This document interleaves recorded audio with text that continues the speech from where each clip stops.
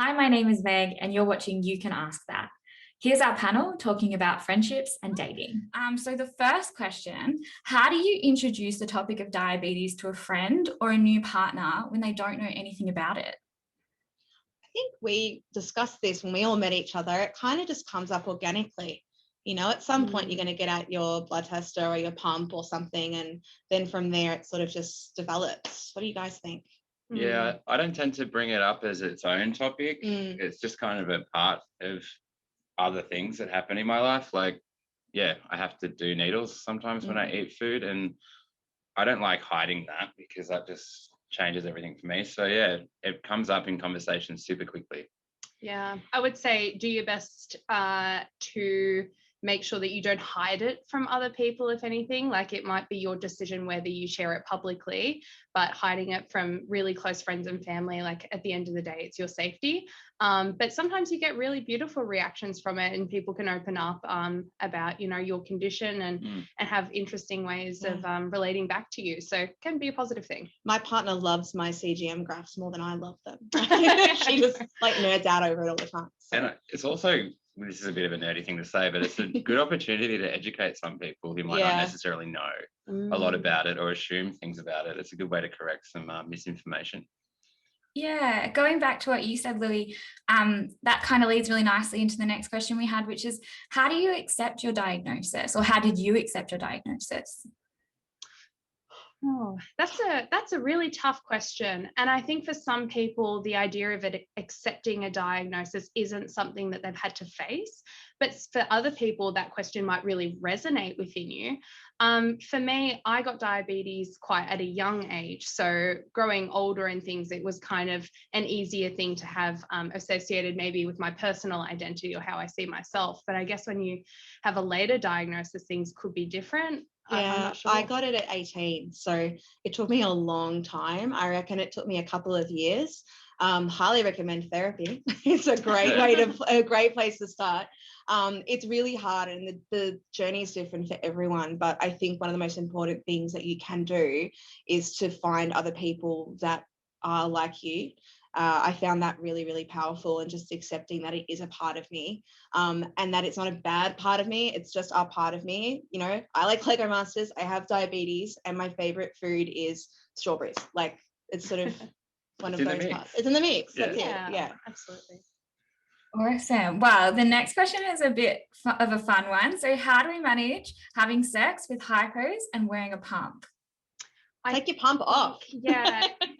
If you're thinking about take it off. Sex, I mean, if we're breaking it down, it's a contact sport, okay? So whatever you do for sport, you might have to think about during other forms of physical activity. Cardio, I would say. Cardio. Strength work. Yes.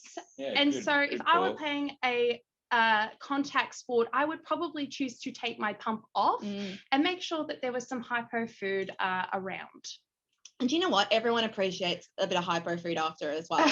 Like, everyone wants a jelly bean. So really, absolutely. Yeah. It's about communicating with your partner as well. And if they get weirded out by a pump or a CGM, then they're not someone that you should be sleeping with in the first place, really. Yeah. Bananas are great. Have a banana. It'll fix everything. It'll make you feel calm, and it'll give you enough energy to go on with it. Eat a banana. That's my tip. Kyle's, I didn't believe him. Then I tried it. It genuinely works. Some great advice there. So the next question we have is, how can I meet people with diabetes? Let's start off. Do you guys want to? Well, I started meeting people with diabetes through doing camps, and then later on in my life, becoming a volunteer was another way. But another platform I meet a lot of people with diabetes is actually Facebook support groups. I'm not sure if you guys have ever been a part of them or other sorts of social media groups. Mine was Instagram and Twitter. Like, I wasn't a big Facebook user, but Instagram, Twitter, also TikTok has really been really good. Like, you can just find people so easily and find people that are more on your wavelength. Because I thought at the start, I was like, everyone with diabetes is my friend, which is not the case. Sometimes you don't like other people with diabetes because we're all different. So I found social media really great because it's really easy to contact people. You can see it, it's quick, so that's been good for me. How about you, Kyle? I think the big one for me was camps growing up, and even like I had a long hiatus from camps, about 10 years, over which I stayed in contact with maybe 2 people. when I was ready to get back involved, those people were still there. It was so unreal. And they're people that you might not have a lot else in common with, and it just enriches your life. It's so awesome. They're people that you might not typically be a friend with, become some of the biggest characters in your life. It's unreal. Yeah, so my diabetes friends are everywhere. They're all over Victoria, Australia, the world. Like, it's sort of, it really broadens your perspective on it. Yeah, awesome. I guess this kind of leads into this next question of who can I talk to when I'm feeling down or burnt out about my diabetes? I think nowadays it's good because people are able to start talking about the fact of being burnt out. And I mean, at the end of the day, sometimes when you go in and you see your healthcare team, they're saying you for like once every 3 months or maybe once a year, or whoever that practitioner is. And it's hard for them to see the efforts that you're putting in every single day and every single like hour of that day. And if you're having an event like a hypo event or something, then it's within every seconds of that day. And it's natural for people to feel burnt out with chronic illnesses. If it's something that you think is seriously disturbing your mental health, even talking to your GP about getting a mental health care plan might be a first way to start.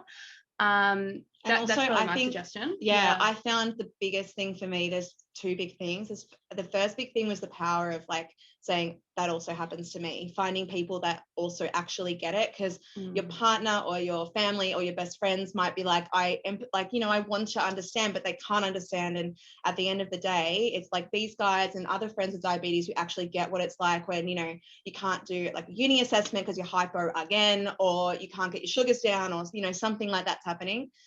So I find sort of venting with people like that, just calling up or catching up for a coffee, has been really powerful. And then the second thing I would advise is a health psychologist. She changed my life. So someone that don't necessarily have to specialize in diabetes, but specializing in chronic illnesses. And a lot of that stuff that I was holding on to and beating myself up for not having perfect sugars or, not having the perfect graph, she really helped me sort of work through that and figure out ways to help myself out when I am through burnout, because it's so natural. Like everyone goes through it. I just think airing it, like I have to air my dirty laundry, otherwise it weighs on my soul. And I'm very fortunate to have people that I can do that in my life. But I think finding that support network and really sticking to that, be it on Facebook or wherever you go to find it, is probably the most valuable thing you can do. If you search the hashtag, there's so many so many people saying how it affects them and sort of the issues they face and stuff. So you're definitely not alone at all. Thanks for watching. If you want to hear more from Georgie, Loui and Kyle, check out the Diabetes Victoria YouTube channel.